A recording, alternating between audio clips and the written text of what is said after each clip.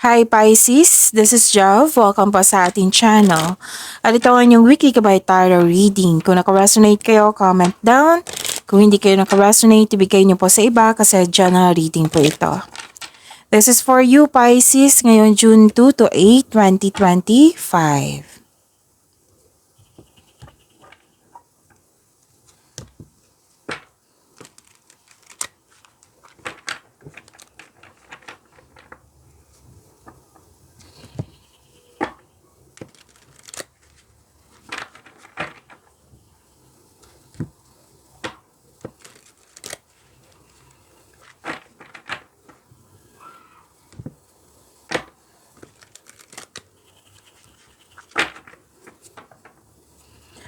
Para po ito sa inyo, Pisces, ngayon June 2 to 8, 2025. Maraming salamat po sa inyong patuloy na suporta at maraming salamat din po sa mga hindi nag-skip ng ads. Gamitin ang reading na ito bilang kabayan lamang. Sa mga hindi pa nag-subscribe, subscribe na po kayo at click bell notification para malaman nyo na may bago tayong video. Para sa mga gusto magpa-reading, comment po kayo ng personal reading. Again, comment kayo ng personal reading and check my reply sa comment section. Mga ganap po para kay Pisces ngayong June 2 to 8, 2025. I need 3 cards po.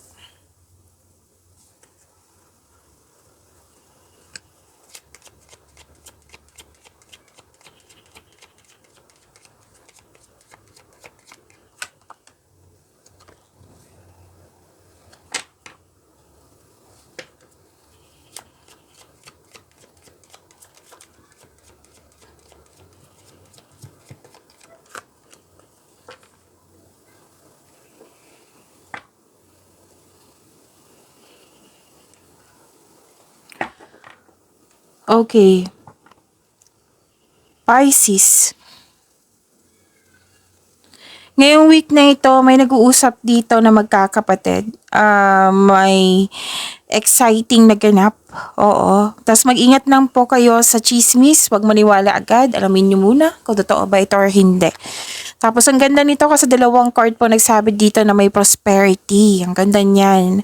Maraming transaksyon, cash flow, magbibigay sa iyo ng malaking pera. And career stability, may dumating na opportunity.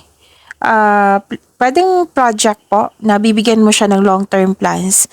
May nag-uusap dito na grupo ng tao na nag-uusap tungkol sa property or domestic matters. Ang ilan sa inyo nag-staycation sa bahay or may balak mag-staycation sa bahay. Para din na home base yung trabaho niyo po. So, gustong-gusto mo mag-stay sa bahay kasi you felt calm, security, and relaxed pag nag-stay sa bahay.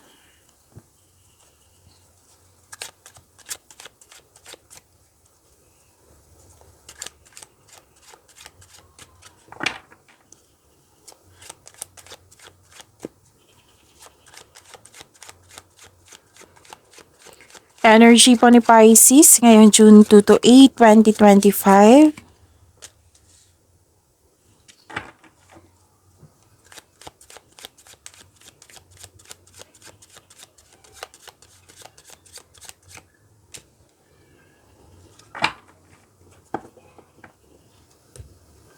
Kung may narinig kayo, may nakita kayong repeating message, meaning to say, pinupush ng cards niyo yan.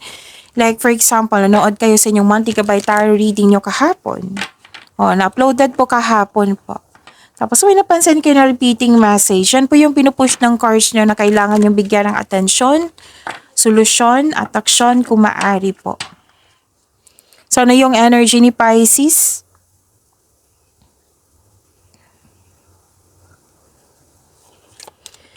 May transformation po dito. This is ending with new beginning.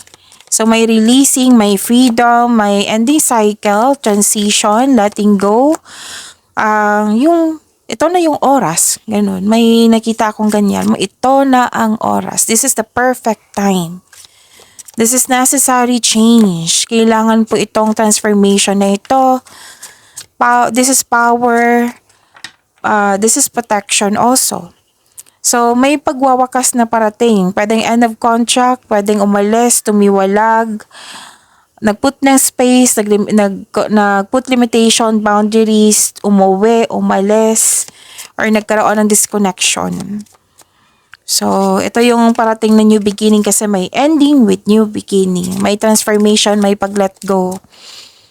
Magkakaroon po ng transformation kung ikaw mismo ay willing po. So, pwede din nilet go mo yung opportunity na hindi mo na kailangan. Pwedeng paglilipat din ito ng lokasyon, paglilipat ng bahay or negosyo. Pwedeng may nag-cool off, nag-put ng space, may ganap ng career change, paglilipat ng work, magta-try ng ibang negosyo. Marami dito marami akong nakikita dito. So, kung sa kaperahan to, this is a tough time, pero huwag kayong mag-alala kasi nakita ko dito, sa new beginning na ito, magbibigay ito ng improvements sa inyong kaperahan. So, yun nga, ang sabi ng card nyo kanina, this is an unnecessary change. So, this is change for the better. Yung naghihintay sa inyo na pagbabago, this is para sa ikakabuti mo.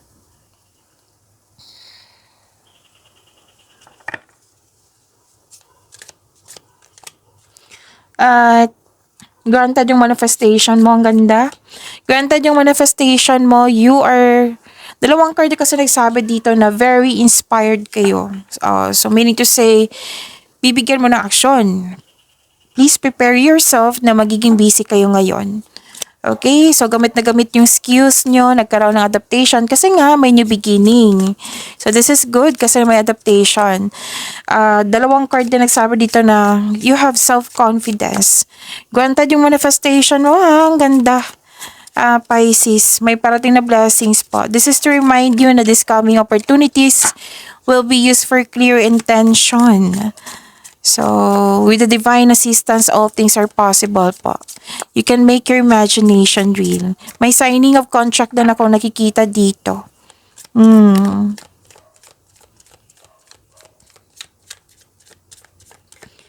Message for you, wisdom. Wisdom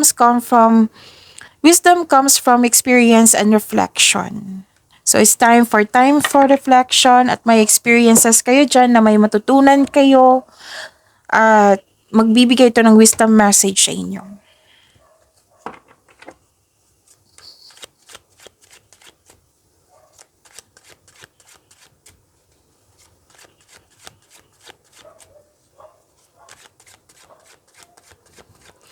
Career and money po ni Pisces ngayon June 2 to 8, 2025.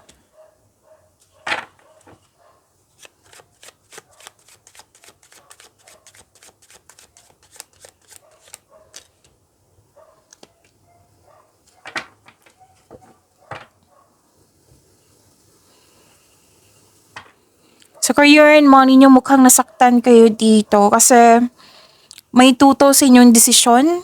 So prepare yourself. Oo.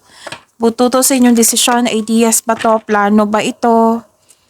Pwede nagkaroon ng loss of connection. Yung sinabi sa energy cards nyo, loss of connection. Pwede may nangyaring pag-aaway. Pwede din hindi ka na comfortable sa workplace mo. Pero sabi ng card dito, i-process nyo po itong nararamdaman nyo.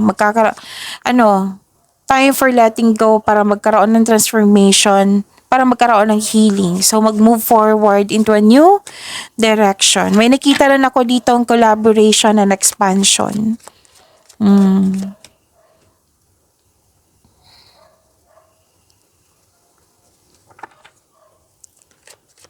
So, this is long-term abundance, steady progress.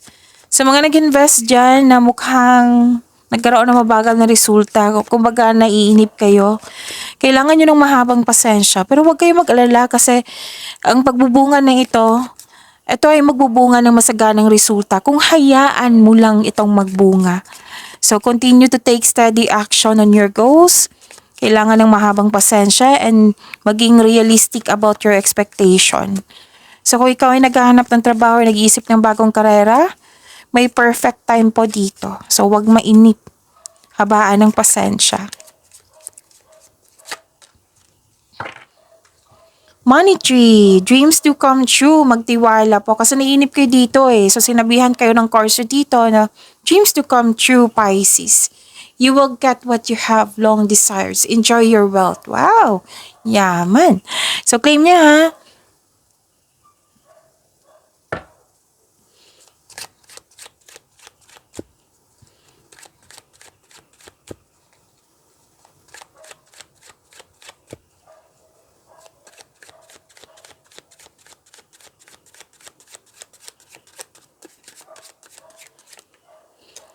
This is about your love life, self-love, partnership, and romance.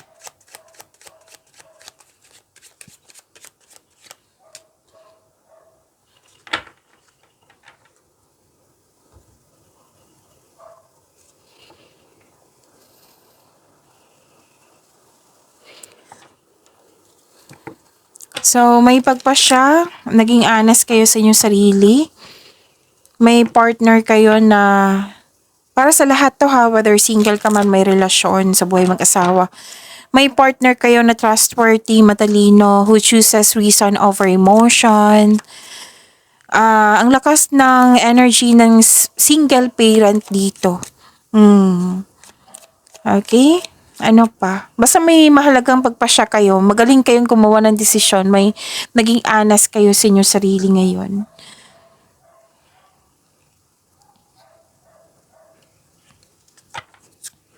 At sa mga single dyan, may bagong connection, may romance na parating, maaring parating na ito or nasa harap mo na. Sa mga relasyon sa buhay mag-asawa, the couple is divinely guided. So, yun, ang sabi dito na soulmate mo siya.